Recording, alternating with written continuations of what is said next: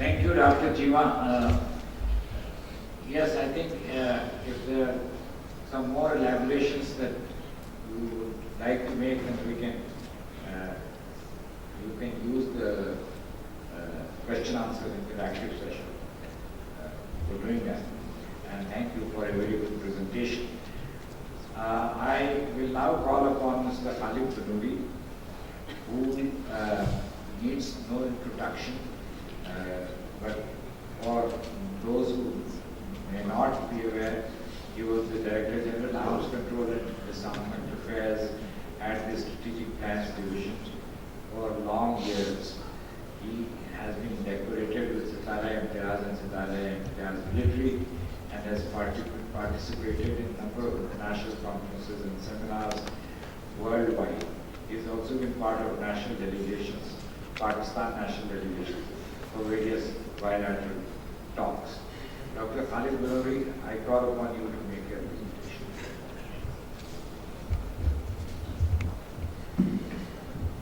Thank you very much. Thank you, CISS, as indeed the other panelists before me to throughout the day to put this menu out.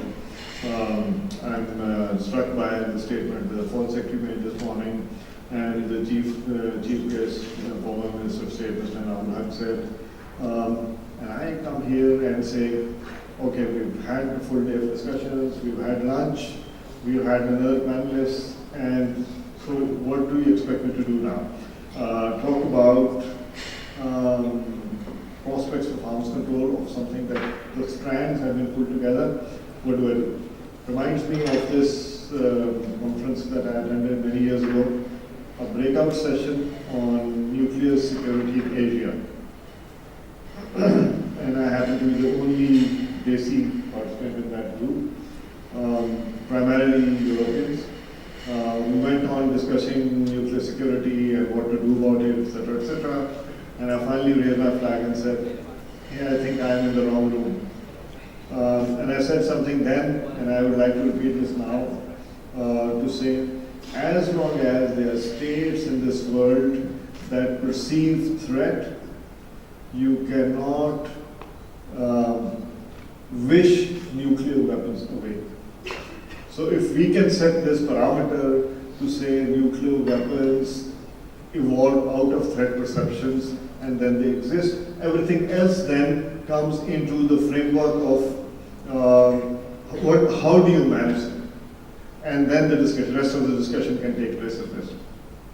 So my job perhaps is to pull the threads of common wisdom that have been discussed this morning or from other sources.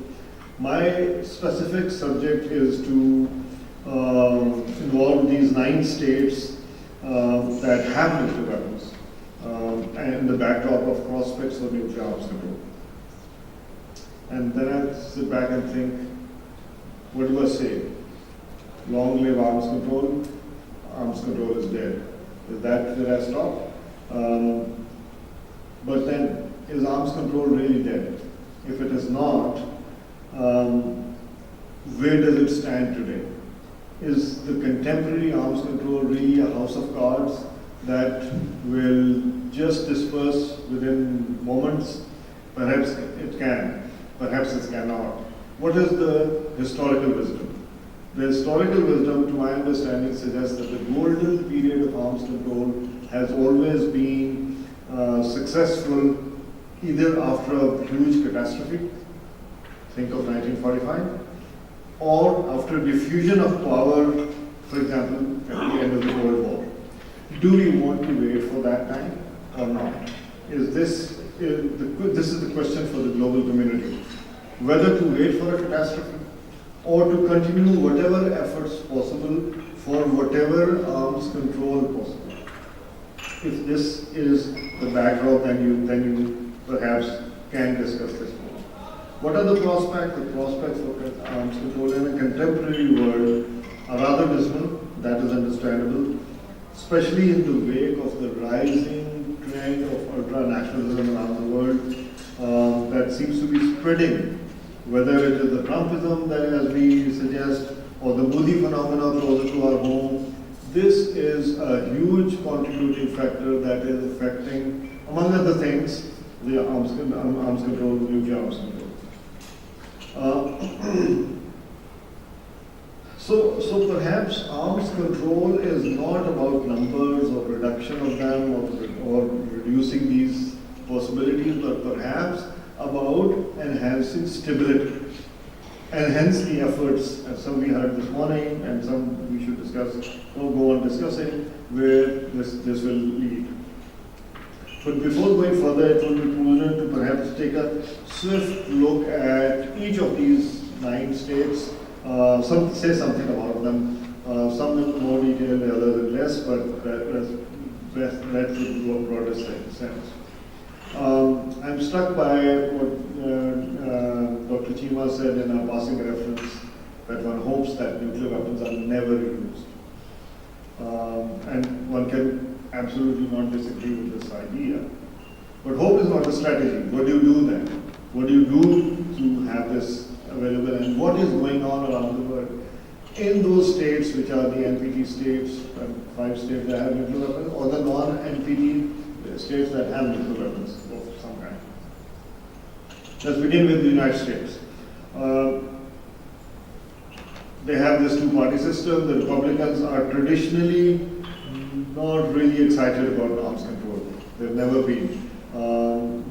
For example, the Bush campaigns even talked about not having any botheration about ratification of TPP by the US, for example, etc., etc. The Democrats, on the other hand, are supportive of arms control. And we've had 2 successive Democrat governments, the Obama 1 and Obama 2, in which there was this significant effort and expressed effort that there will be movement, physical movement by United States on arms control. And what did you get really at the end of those 2 terms? Almost nothing, and nothing significant really. What happens now? You have a Republican administration, but it's no easy or routine Republican administration. This is Donald Trump. So perhaps brinkmanship is the order of the day. Brinkmanship, whether in the sense of the United States, the way it looks at North Korea, it looks at Iran, it looks at other countries. How does this, deal with this? Of course, one would question whether the Trumpism will actually sustain or not. But meanwhile, what is going on? There's this unmeasured media wars that happen that come from no less than the presidency itself.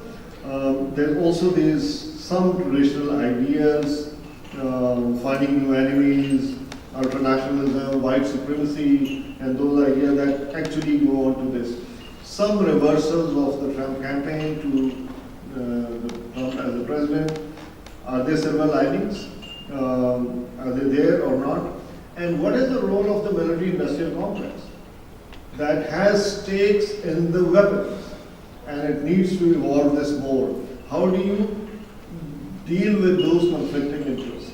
And if there's a presidency in this unipolar world and this superpower where there's this more impetus for picking up fights, the military-industrial complex is likely to grow stronger, and then it leaves virtually no space for arms control. Are there alternatives? Are there other ideas in the backdrop of the military-industrial complex and advancing capabilities within the United States, and so on and so forth, reviewing and expanding the posture, etc., etc.? How does that happen? There is an alternative discourse. The alternative discourse, even in the United States, in fact, predominantly in the United States, but also in the European community, it does exist, which talks about ban treaty, it supports those ideas, it talks about other ideas, but the practical value of that, at least till now, remains largely academic. So there can be lots of talks about this, we can go on discussing them. How does it happen? And then the United States itself has issues with other states that have nuclear weapons. Russian Federation on Ukraine, North Korea, of course, continuous brinkmanship, the missile guy, and so on and so forth. Even China perhaps has the next frenemy of the United States. How does that happen? All these ideas continue to develop. So, hope is definitely not a strategy. That's one inference that you get from the United States. What about Russia? Strong leadership, relatively sustainable situation, if you compare it with the United States and see how it is going.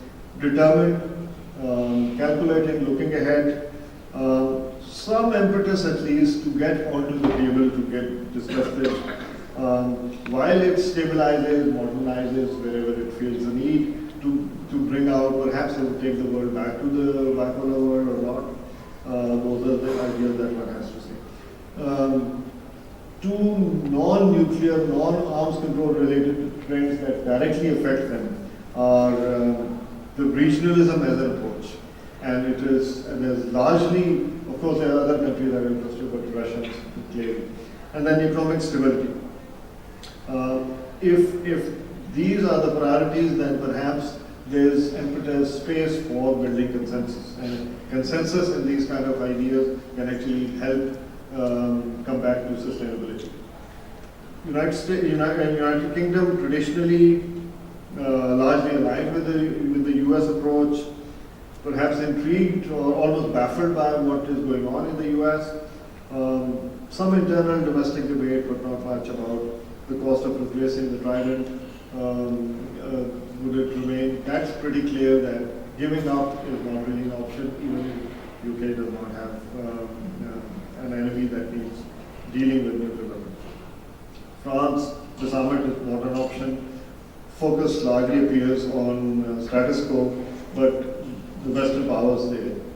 China, robust leadership, suggests sustainability of the policy, increasingly vocal in articulation of positions, larger internationalist approach, more focused on arms control through multilateralism, so more emphasis in that direction. And by implication that China abhors the unilateral kind of pushing in these areas. One should also notice and appreciate the kind of restraint that China has traditionally in the nuclear arms control shown. The only major power that continues to talk about or offer no first use, negative security assurance, and so on and so forth. Israel, the traditional paths would be largely sustained the way they remain. Not much appetite for arms control since it leads to discussions on the Middle East nuclear weapon free zone. Selective statements you will hear on nuclear supplies and so on and so forth. But close collaboration with India, including missile systems, is a very significant area that nudges arms control very negatively. India is a more complicated phenomenon. We are closer to home, and that directly affects Pakistan. The Modi phenomena, the ultranationalism, the saffron tradition, the reluctance to even talk about solving of disputes, all and clear anti-Pakistan positions, all point at some lip service to arms control, while practically it continues to drag its feet. The oldest, fastest, and growing, perhaps the biggest unsafeguarded nuclear program in the whole developing world is that's what India is all about. Some measures taken in the line of arms control are clearly meant for the target of the NSC and nothing else. And then let's talk about North Korea. Perhaps the biggest threat to nuclear arms control is the Korean Peninsula. Who's responsible? The Koreans, the North Koreans, the United States, the confrontation, brinkmanship of it, etc., etc. All these are, there's a very typical approach. But also you notice that exit from NPT by North Korea is not acceptable politically to the world. North Korea also has less care for international sensitivities, arms racing, testing, leading to sanctions, continues to have that position. Pakistan, is in consequence of all this between a rock and a hard place. The dilemma is to balance away its priorities with the intense security issues along with this balance that it needs. The Indian relationship does not help. There is CBM fatigue about talking to India about confidence building because there is continuously negative responses.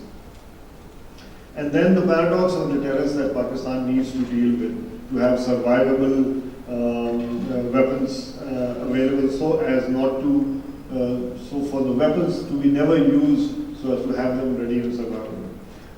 So that's the sense that you have. So all these states have these issues. If you contextualize them into security needs and balance them out, you see that arms control, if at all, will have a minimal possibility of progress. How do you gel this with the international influences in the UN or elsewhere, the multilateral influences? What are the phenomena that are tending to look towards arms control? The Ban Treaty, for example, the NPT process itself, are they getting anywhere? They are nudged directly by the ultranationalism itself. The brinkmanship currently between the United States and North Korea, but elsewhere. So what will it lead to? Ban treaty, there will be more talk and perhaps support, but as several speakers before me have said, not much will come out of this, except that it will remain a phenomenon, just as other relevant efforts have become a little more than one-off case. For example, the talks about the humanitarian angle, about this aspect. There are some efforts which will diverge attention, verification, those areas which will be seen as arms control but achieving nothing significant. In the contemporary world, I think this is where I kind of sum up the broader understanding of what I have on this issue is what can you do? What can the international community do for better arms control? If you look at the list, several of the things you say, this is not going to happen. SSOD 1, Pakistan continues to say that. It doesn't have any following because it doesn't suit some other country. The NPT, perhaps an extended protocol so that states that do have nuclear weapons but are not part of the NPT take some obligations while they're accepted as nuclear weapon states. A great idea for arms control. It's not going to happen tomorrow. Energy expansion by itself. The nuclear suppliers group is primarily a group of states that can supply nuclear materials. It actually makes sense for the states that have significant capabilities to be in it, so that they take some combined agreed obligations. So these are those things that are not going to happen. What can happen then? What the world can try to do about this is one single effort to diffuse the brinkmanship. In nuclear matters, the leadership and the quality of the leaders actually matters significantly. And when you think North Korean leader, president, and the American president, you say, there you go. I also hope that nothing happens, but can you depend on that hope? That's the problem. What can Pakistan do? While active diplomacy is a significant effort for any state, especially United States itself with North Korea and so forth, but there are some areas, some states that need to do a lot of bilateral diplomacy. United States, Russian Federation, China, France, UK, India, Pakistan as well in this context. But the main steps that Pakistan also needs to contribute significantly for stability rather than arms control, which will bring in arms control of some kind in any case, is regional engagements in the nuclear groupings. That's what Pakistan can support as well.